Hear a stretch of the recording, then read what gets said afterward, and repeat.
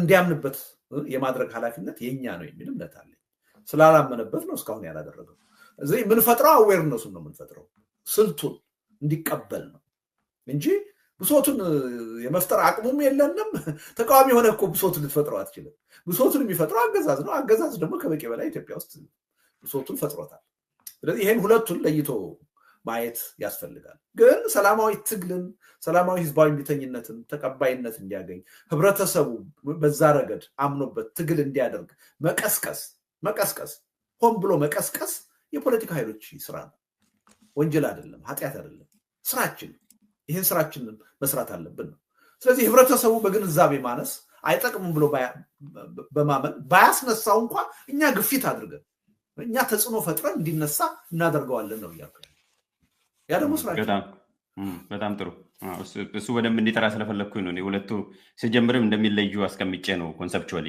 በከተማ ላይ ግን አሁን ጫካ የገቡት ከብሶትም አልፎ እንደው ወደ መፍትሄ ደረጃም ሄደዋል አዌርነስም አልፈው ያው የነሱ አዌርነስ እንስማማለን አንስማማም ሌላ ጉዳይ ነው እንዳልኩ በሰላማዊ መንገድ አላመኑ በጠመንጃ ነው ያመኑት እነሱ ከአዌርነስ አልፈው መፍትሄውም ጠመንጃ ነው ብለዋል ከተማ ላይ ላለው ኢቭን ብሶት ራሱ አርቲኩሌት ማድረግ የሚያስፈልግ አይመስለኝም እኔ ያነሳውት አንድ ሰው ለምሳሌ በድሎኛል ብለ ለመክሰስ ኢቭን ማለት በህግም በሌጋል ጁሪስፕሩደንስ እንማር መጀመሪያ ፔን መኖር አለበት ቅድም እንዳሉ ግሪቨንስ አለ ያ ፔን ስላለ ብቻ ግን ወደ ለውጥ አትሄድም ያም ኔም ማድረግ ከሌኔ በደለኝ ማለት መቻል አለበት የበደሉን ምንጭ አርቲኩሌት ማድረግ አለበት ቀጥሎ እንደገና ብሌም ታደርጋለ ሶስተኛ ላይ ነው ክሌም የምታደርገው ወደ መፍትሄ የምትሄደውና በዚህ ደረጃ ከተማ ላይ ላለው ማህበረሰብ በተደጋጋሚ አምናን በጻፍከው ላይ ሰላማዊ ትግል አይደለም የከሰረው የወደቀው እኛንን በሚለው ጽሁፍ ላይ ያልከው እንደዛ ነውና ከተማውን ነው ታርጌት ያደረከው በከተማ ደረጃ ከአዌርነሱም በላይ ብሶቱን አርቲኩሌት በማድረግ ደረጃ የሚቀርው አይመስለኝም እዚህ ላይ ከብዙ ሰዎች ጋር አለ ያለው ያው እየደከማችሁ እንደሆነ ሚዲያዎች አያለሁ በየቀኑ አገዛዙ ይሄን ያረገ ነው ይሄን በደል እየፈጸመ ነው ይሄን ችግር እየፈጸመ ነው ያላችሁ በየቀኑ ትናገራላችሁ ያው ሚዲያ ስለሆናችሁ ያን ማድረጋችሁ ስተት ነው ልላችሁ እኔ ግን ወይ ማንታ አውሮፓ ተቀምጠ እኔ አሜሪካ ተቀምጬ አሁን የኢትዮጵያን ህዝብ ስለብሶቱና ስለችግሩ መንገር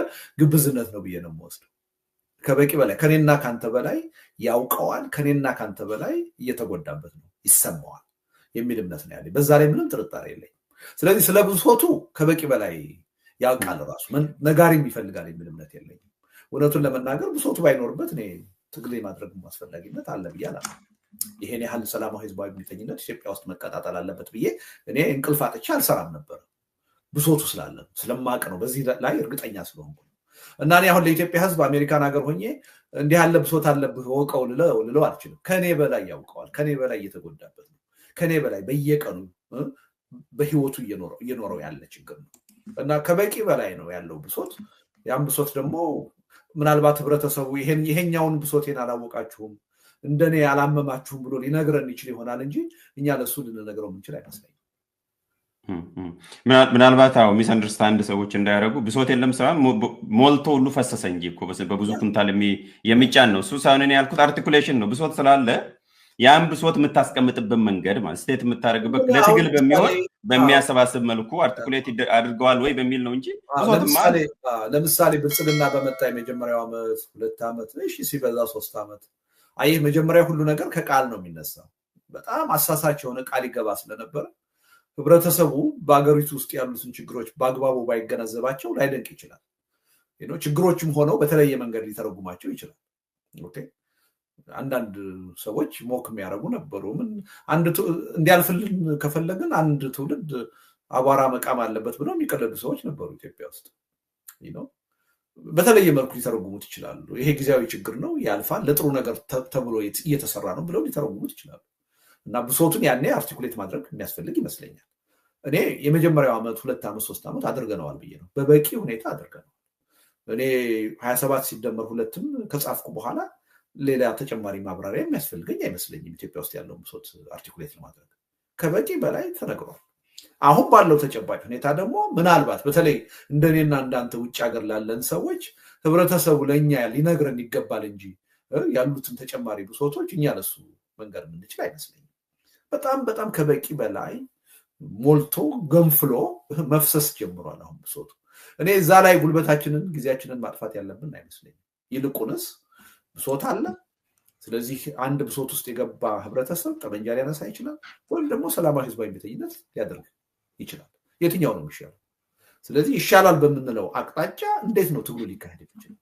ያ ትግል በአጭር ጊዜ በቀላል መስዋዕትነት ለዘላቂ ውጤት እንዲበቃ ማድረግ የምንችለው እንዴት ነው የሚለው ላይ ነው እንጂ መነጋገርና ጊዜያችንን፣ ጉልበታችንን፣ ትኩረታችንን ማጥፋት ያለብን ሁልጊዜ ስለ ብሶት ማውራት እኔ ትርጉም ያለው አይመስለኝም። እውነቱን ነገር እኔ ሰልችቶኛል፣ አላዳመጥም። አሁን ዛሬ እሱንም እንመጣበታለን ሁለተኛው ጉዳይ ላይ። ጥሩ ርዕሱም ለዚህ ነው እንዲያረኩት። በነገራችን ላይ ኤግዛክትሊ አንተ እንዴትና መቼ ነው የሚለው እንጂ ብሶት እንዘግባለን አይልም ርዕሱ። ያለ ምክንያት እንዲህ አላረኩትም።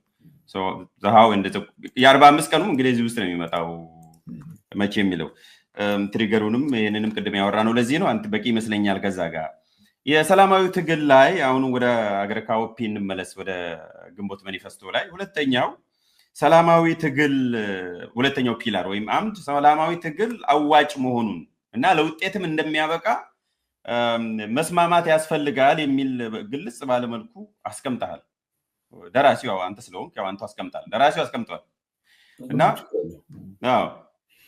እዛ ላይስ ቢሆን አሁን በዚህ ሰዓት ስለ ሰላማዊ ትግል አዋጭ ሰላማዊ ትግል ነው የሚያዋጣን እንደገና ደግሞ ዘላቂ መፍትሄ የሚያመጣው እሱ ነው በሚለው አረዳድ ላይ ይሄንን አገረ ካውፒ መጽሐፍ ስጽፍና አምና ስለ ሰላማዊ ትግል በጻፍኩ መጣጥፍ መካከል አንድ አመት ስላለ ያም ሴፕቴምበር ነው የተጻፈው። ፕሮግረስ አለ ብለህ ታስባለህ? ለውጥ በተወሰነ ደረጃ አለ ሞገስ። ለምሳሌ ታስታውሳለህ ጦርነት ይቁም የሚል ሰላማዊ ሰልፍ ጠርተው ነበረ አገር ቤት ያሉ የፖለቲካ ፓርቲ ሰዎች። ታስታውሳለህ? አንድ ኮሚቴ ነገር አቋቁመው ጦርነት ይቁም የሚል ሰላማዊ ሰልፍ ጠርተው ነበር። መንግስት አሳደዳቸው፣ ግን መንግስት ብቻ ነበር። አብዛኛው ተቃውሞ የገጠማቸው ከተቃዋሚው ኃይል ነበር። ሰላማዊ ሰልፍ የጠሩት የትጥቅ ትግሉን አንደርማይን ለማድረግ ነው። አገዛዙን ሌጂቲሜሲ ለመስጠት ነው። እያጭበረበሩ ነው፣ ልዩ ተልዕኮ አላቸው ተብለው ትልቅ ዘመቻ ነበር የተካሄደባቸው እና አብዛኛዎቹ በተለይ በትጥቅ ትግል የሚያምሩት ስለ ሰላማዊ ትግል መስማት አይፈልጉም ነበር። አሁን ግን እንደዛ አይደለም። ያው ለምሳሌ የአብሮነት ኢትዮጵያ ያዘጋጃቸው መድረኮች የተከታተልክ ይመስለኛል። በትጥቅ ትግል እናምናለን የሚሉ ሰዎች ሳይቀሩ አይ ሰላማዊ ትግል ኢትዮጵያ ውስጥ ያስፈልጋል የሚለውን ነገር እየተቀበሉት መጥተዋል። ይሄ ቀላል አይደለም እና አሁን በሰላማዊ ትግሉ ላይ ህዝባዊ እምቢተኝነት ያስፈልጋል በሚለው ላይ እንኳንስ በሰላማዊ ትግል እምነት ያለንና በጠመንጃ የሚያምኑትም ኃይሎች አሁን በአብዛኛው የመቃወም ሁኔታ አታይም። ያ አስተሳሰብ እየተሸነፈ የመጣ ይመስለኛል እና በተወሰነ ደረጃ ለውጣል። ግን በቂ ነው ወይ ካልከኝ አይደለም።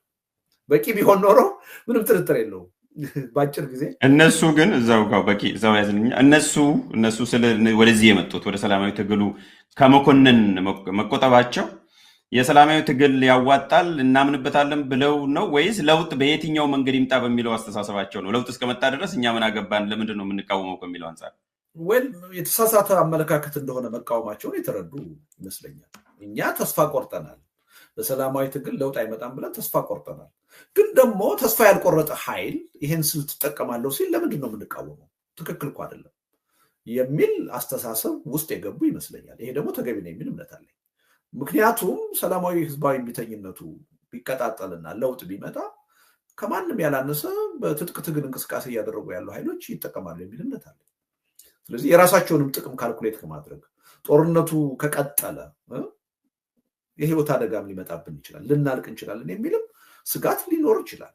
ከዚህም ሊታደገን ይችላል ሰላማዊ ትግል። ለምንድን ነው የምንቃወመው የሚል ጥያቄ በውስጣቸው የተፈጠረ ይመስለኛል። ለዚህ ይመስለኛል ለምሳሌ ትዕይንተ ህዝብ ባካሄድንበት ጊዜ የኦላ ተወካይ ሰላማዊ ትግል አስፈላጊ ነው እኛ እንቃወምም ብሎ ነው ሀሳብ የሰጠው። የፋኖ አንዱ መሪ ዘመነ ካሴ አንቃወምም ሰላማዊ ህዝባዊ እምቢተኝነትን እንደውም መካሄድ አለበት ብለን ነው ምናምን የሚል ሀሳብ ነው የሰጠው። ይሄ ቀላል ነገር አይደለም።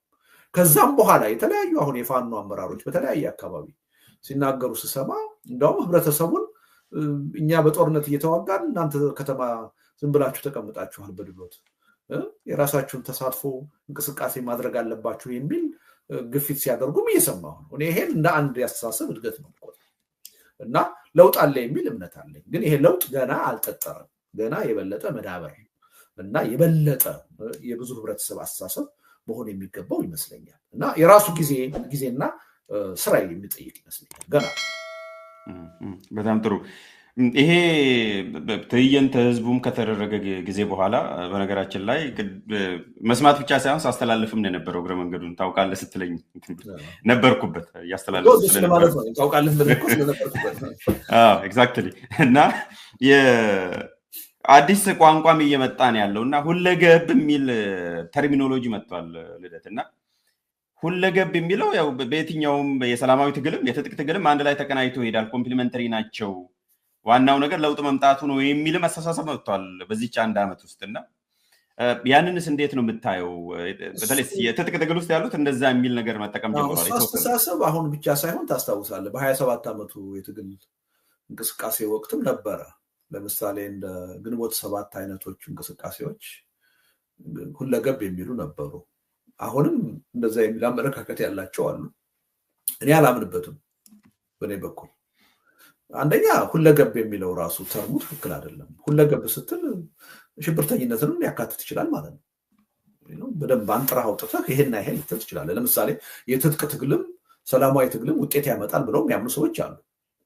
ይሄ ሁለገብ ነው የሚል እምነት የለኝም። አትሊስት ኳሊፋይድ አድርገውታል። ትጥቅ ትግልና ሰላማዊ ትግል ብለው በሁለቱም መካሄድ አለበት የሚሉ አሉ። ሁለገብ ስትል ግን ሁሉም ነገር ነው። በዛ ሁሉም ነገር ውስጥ ሽብርተኝነትም ሊኖር ይችላል። እኔ በዚህ ምክንያት ሁለገብ የሚለው ነገር በጣም አውዳሚ የሆነ ተገቢ ያልሆነ አመለካከት ነው የሚል እምነት አለ እና እሱ ከፖለቲካ ዲክሽነሪያችን መፋቅ አለበት ብዬ ነው የምወስደው። ሁለገብ አይደለም። እርግጥ ነው ከሀገሪቱ ወቅታዊ ሪያሊቲ ጋር ተያይዞ ሁለቱም የትጥቅ ትግልም ሰላማዊ ትግልም መካሄድ አለበት ብለው የሚያምኑ ኃይሎች አሉ። ይሄ እንደ አንድ ያስተሳሰብ ልዩነት ነው የምወስደው። እኔ ባላምንበትም አንድ አይነት አገሪቱ ውስጥ በተጨባጭ ያለ አመለካከት ነው ብዬ ወስዳለሁ። እኔ ግን የማምነው በሰላማዊ ህዝባዊ እምቢተኝነት ብቃት ያለው ለውጥ መምጣት ይችላል የሚል እምነት አለኝ። የግድ ጦርነት መሄድ የለብንም የሚል እምነት ነው ያለኝ። ግን አንድ ሰው አሁን ባለው ተጨባጭ ሁኔታ በተለይ ከአገዛዙ ባህሪ አንጻር፣ ማንነት አንጻር ሰላማዊ ትግልም የትጥቅ ትግል መካሄድ አለበት ብሎ ቢል እንደ አንድ አመለካከት አየዋለሁ። በተጨባጭ መሬት ላይ ያለ አመለካከት። ሁልጊዜም አምባገነን ባለበት ሀገር ሰዎች ጠመንጃ አንስተው መሸፈታቸው የሚጠበቅ ነገር ነው፣ የተለመደ ነገር። ለምን ይሄ ሆነ ልል አልችልም። እኔ ግን ማምንበት አይደለም። ከዚህ የተሻለ ሰላማዊ ትግሉ በብቃት ለውጥ ያመጣል የሚል እምነት አለኝ። የግድ ሁለቱን ማድረግ አያስፈልግንም። በአንደኛው በሰላማዊ ህዝባዊ እምቢተኝነቱ ብቃት ያለው ለውጥ ማምጣት ይቻላል በአጭር ጊዜ በቀላል መስዋዕትነት ለዘላቂ ውጤት በሚያበቃ መልኩ የሚል እምነት አለ። ግን እንደ አንድ አስተሳሰብ የአስተሳሰብ መኖሩ ሰርፕራይዝ አያደርገኝም። ምክንያቱም ሁልጊዜም አገዛዝ ባለበት ሀገር ሁሉን ነገር በጉልበት እፈታለሁ፣ በጠመንጃ አንበረክካለሁ የሚል ጨቋኝና አምባገነን ጨካኝ ስርዓት ባለበት ሀገር ጠመንጃ የሚያነሱ ዜጎች መኖራቸው የሚጠበቅ ነው፣ የተለመደ ነገር ነው። አዲስ ነገር አይደለም ኢትዮጵያ ውስጥ የተፈጠረው። ድሮም የነበረ ነው፣ አሁንም ያለ ነው። ወደፊትም አገዛዝ እስካለ ድረስ ጠመንጃ ማንሳት የሚቀጥል ክስተት ነው። ይሄ ለምን ሆነ ልል አልችልም። ግን የኔ እምነት ሰላማዊ ህዝባዊ እምቢተኝነት በብቃት አስተማማኝ የሆነ ውጤት ማምጣት ይችላል። የግድ 2 3 ስንት ማዳበል የለብንም የሚል እምነት አለ። ሁለገብ የምትለውን ግን ብለንትሊ የምቃወመው ሀሳብ ነው። አውዳሚ አስተሳሰብ ነው።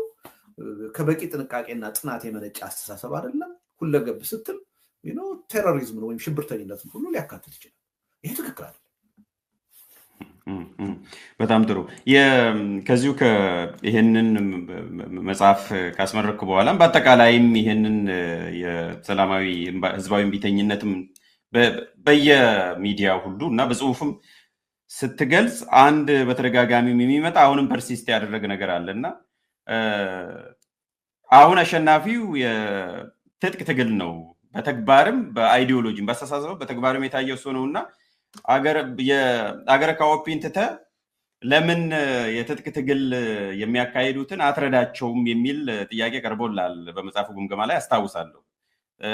ከ3 ቀን በፊትም 4 ቀን በፊት ከአንከር ሚዲያ ጋር ስታደርግም ይሄው ጥያቄ ዞሮ መጥቷልና ይሄንን ስናይ እንግዲህ ይሄ በአደባባይ የሚታወቀው ነው እየገለጽኩ ያለሁትና ይሄንን ስታይ ሁለተኛው ነጥብ አሁን ቅድም የተነጋገርን በፕሮግረስ ለውጥ አለ የሚለውን ነገር በልበ ሙሉነት ለመናገር ያስችላል ወይ? አንደኛ አሁን ትጥቅ ትግል ነው አሸናፊ የሆነው የሚለው ትክክለኛ አባባል አይመስለኝም። ማሸነፍ ምንድን ነው ምን ማለት ነው የሚለውን ማየት አለብን። አሁን እያሸነፍን ነው እንዴ? እያሸነፍን አይደለም እኮ። ወይም ደግሞ ትጥቅ ትግል ያነሱ ኃይሎች እያሸነፉ አይደለም። አሸናፊ ሀሳብ እና ስትራቴጂ ተቀባይነት ያለው ሀሳብ ልትለው ትችላለህ። በአንድ ህብረተሰብ ደግሞ አንድ ሀሳብ ተቀባይነት ካገኘ ትክክል ነው ማለት አይደለም። ተቀባይነት ማግኘትና ትክክል መሆን የተለያዩ ነገሮች ናቸው። ብዙ ህብረተሰብ ብዙ ህዝብ ተቀብሎት ስህተት የሆነ አውዳሚ የሆነ አስተሳሰብ ሊኖር ይችላል። ስለዚህ በብዙ ህዝብ ተቀባይነት ማግኘት የትክክለኝነት ማረጋገጫ አይደለም። አንደኛ ይህን በደንብ ታሳቢ ማድረግ ያስፈልጋል። ሁለተኛ አዎ እንደዛ የሚሉ ኃይሎች አሉ። እኔ ለምሳሌ እንደ ምሳሌ ያነሳህ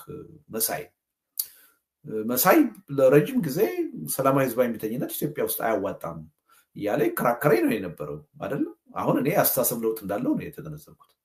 ኖ ሰላማዊ ህዝባዊ እምቢተኝነትም ያስፈልጋል ወደሚል አቅጣጫ መጥቷል።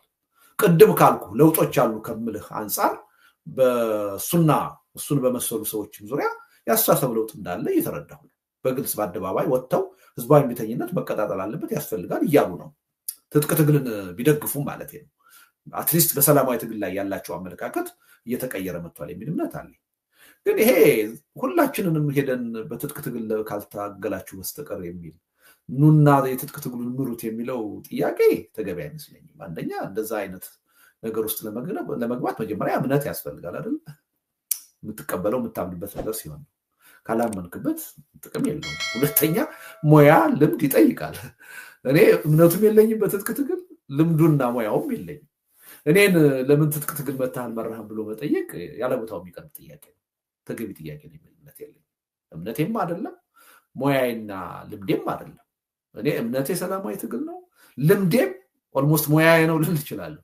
33 ዓመት እድሜ ልኬን ስሰብክ የኖርኩት ሳጠና የኖርኩት ሰላማዊ ትግል ነው። ስለዚህ በዛ ነው ውጤታማ ሆናለሁ ብዬ የማምነው። ግን አንዳንድ ጊዜ ምንድነው ያው የዲሞክራሲ ባህል የሌለን ስለሆነ ከኔ ጋር ካልቆምክ የኔን አስተሳሰብ ካልደገፍክ በስተቀር መፍትሄ ይመጣል ብሎ የማያስበው ብዙ ነው እና ሁሉም መጥቶ እኛ የምንሄድበትን ስልት ካልተከተለ ብለው የሚያምኑ ሰዎች አሉ። ከዛ ውጭ ያለውን ስልት ሁሉ ስህተት አድርገው ጥፋት አድርገው የሚያስቡ ሰዎች አሉ። እንደዚህ አይነት ሰዎች እንዲህ አይነት አመለካከት እንዳላቸው አውቃለሁ። ግን ትክክል ነው የሚል እምነት የለኝም። በቀደምም ስናገር ሰምተሃል። የትጥቅ ትግሉ እኮ አሁን የሰው ችግር የለበትም። በሰላማዊ ትግሉ ከተሰለፈ ወይም ከሚያምነው በላይ የትጥቅ ትግል በሰው ኃይል እኮ ተጥለቅልቋል ብለው እንደ በ10 ሺዎች አይደለም በመቶ ሺዎች ናቸው እኮ አሁን ትጥቅ ትግል ተሳትፎ እያደረጉ ያሉት። ኧረ በአመራርም እንደውም ሞልቶ ተርፈው እኮ ከትግሉ ዞር ይበልልን ሁሉ እየተባባሉ ነው። እዛው ራሱ ያለው ሽሚያ ውስጥ ሁሉ ተገብቷል። ይልቁንስ ያለው ችግር ምንድነው? ወጥ የሆነ ድርጅት መፍጠር አልተቻለም። ወጥ የሆነ አመለካከት፣ አስተሳሰብ፣ የፖለቲካ ፕላትፎርም መፍጠር አልተቻለም። የተቀናጀ ትግል ማድረግ አልተቻለም። አገሪቱን ወዴት አቅጣጫ እንደሚወስዷት ያላቸውን አመለካከት፣ አላማ በአግባቡ አርቲኩሌት ማድረግ አልቻሉም። በጋራ ጉዳይ ላይ ወዴት ሊወስዱን ይችላሉ የሚለውን ሀሳብ በአግባቡ አርቲኩሌት አላደረጉትም እና የድርጅትና የአስተሳሰብ ጥራት ችግር ነው እንጂ ያለባቸው የሰው ኃይል ችግር አለባቸው ብዬ አላምንም። ኦፍኮርስ የሎጂስቲክ ችግር ሊኖርባቸው ይችላል። ጠበንጃ፣ ጥይት ምናምን። የሰው ኃይል ኢትዮጵያ ውስጥ በጦርነት እኔ የሰው ኃይል መቼውንም ጊዜ ቢሆን ችግር ሆኖ ያውቃል የሚል እምነት የለኝም።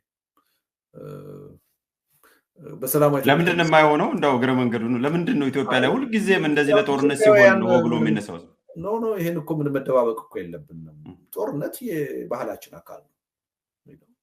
እኛ እኮ ጦርነት እኮ የምንመካበት የራሳችን ባህልና ማንነት አድርገን እኮ ይዘነው የኖርነው ጉዳይ እኮ ነው።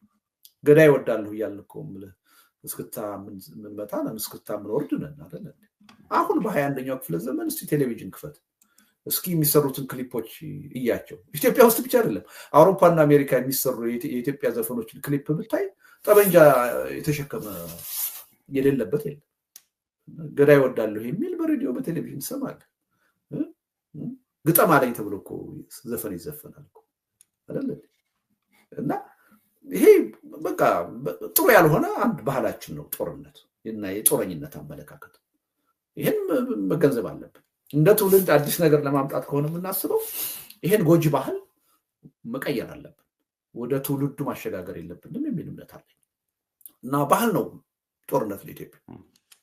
ሰላማዊ ትግል በተደጋጋሚ የሚለው ያው አንተንም እንዳንድ ምሳሌ ወስደን ፈሪ ስለሆነ ነው የሚልም አለ። የዛው ኤክስቴንሽን የፈሪዎች ነው ስለሚፈሩ ነው ሰላማዊ ትግል የሚሉት እንጂ ጎበዝ ኮንክ መታት ገጥም ወይ ነው የሚሉ የመጀመሪያው አስተያየት እነሱ የሰላማዊ ትግል ማይማን እላቸዋለሁ። ስማ የሰላማዊ ትግል መሪዎች የመጀመሪያው ገፈት ቀማሽ እነሱ ናቸው የሚሆኑት። ሰላማዊ ትግል ስትመራ መጀመሪያ የምትታሰረው ከስራ የምትባረረው መገደልም ካለ የምትገደለው የፖለቲካ መሪው ነህ። ፊት ላይ ሆነ ነው የምትመራው፣ ከኋላ ሆነ አይደለም። ምሽግ ይዘህ አይደለም፣ ነፃ መሬት ይዘህ አይደለም። ፈሪ መባል ካለበት እንደውም ጦርነትን የሚመራ መሪ ነው። ምሽግ ሰርቶ ነፃ መሬት መስርቶ ከኋላ ሆኖ ነው በብዙ ማይል ርቀት ጦርነትን የሚመራው ጀነራሉ አይደለም። ትልቁን መስዋዕትነት የሚከፍለው ከፊት የተሰለፈው ኃይል ጭፍራው እና ይሄ የሰላማዊ ትግል ማይማን ናቸው እንደዚህ የሚሉት። በዓለም ላይ ትልልቅ መስዋዕትነት የከፈሉ የሰላማዊ ትግል መሪዎች ሰላማዊ ትግል መጀመሪያ የሚበላው መሪዎቹም ስለሆነ ራኬላ ሐውሳ ያለችውን ታስታውሳለህ? መጽሐፉ ላይ አይደለም ጥያቄ ቀርቦላት ነበር ከዘካኦፒ እንዴ እናንተ 1000 ሰው ሞቶ ለውጤት እንበቃለን የምትሉት በሰዎች አስከሬን ተረማምዳችሁ ስልጣን ልትይዙ ነው ወይ ይላታል። ኖ እኛማ ከሚሞቱት 1000 ሰዎች ግንባር ቀደሞቹን እንሆነው ሟቾቹን እንሆነው ከኋላ ሆነን አይደለም እናዋጋው። ስለዚህ ይሄ አባባል ለኛ አይሰራም ነው ያለችው። በተግባርም የታየው ምንድነው? ራኬላ ሐውሳ በአመለካከቷ ምክንያት መጀመሪያ ከተገደሉት ሰዎች ውስጥ አንዷ ነው የሆነችው። የጦር መሪዎቹ ግን ጎረቤት ሀገር ተቀምጠው ነው ያዋጉ የነበረው። ምንም አልሆነም። የጃይካ ስምምነት ላይ አትሊስት የመደራደር እድል አግኝተው እና የትኛው ነው መስዋዕትነት የሚጠይቀው? የትኛው ነው ድፍረት ወኔ የሚጠይቀው? ሰላማዊ ትግል ነው እንደ መሪ ማለት ነው። እንደውም አንዱም በአምና በጻፍከው ላይ ከዚህ በፊትም በምጽፈው አንደኛው የምትደግፈው ከሞራል አንጻር የምትል ክፍል አለችና ከሞራል አንጻር ራስን ማትደግፈው ከፊት ለፊት ሆነ የማትመራና መስዋዕትነት የማከፍልበት ነገርን መደገፍና ማበረታታት ተገቢ አይደለም የሚል አለና ስለዚህ ልደቱ አሁን ባለው ሁኔታ እኮ ራኬላ ሐውሳ መሆን ይችላል ወይ? ስለዚህ አልችልም እድለቢስ ነኝ ያን መሆን ባለመቻሌ። በምርጫ ያደረኩት አይደለም። እኔ ታውቃለህ ፍላጎቴ ነው። አገር ቤት ሄጄ ፓርቲ አቋቁሜ ሰላማዊ ትግሉን መምራት ነበር የምፈልገው። ከመሪዎቹ አንዱ መሆን ነበር የምፈልገው።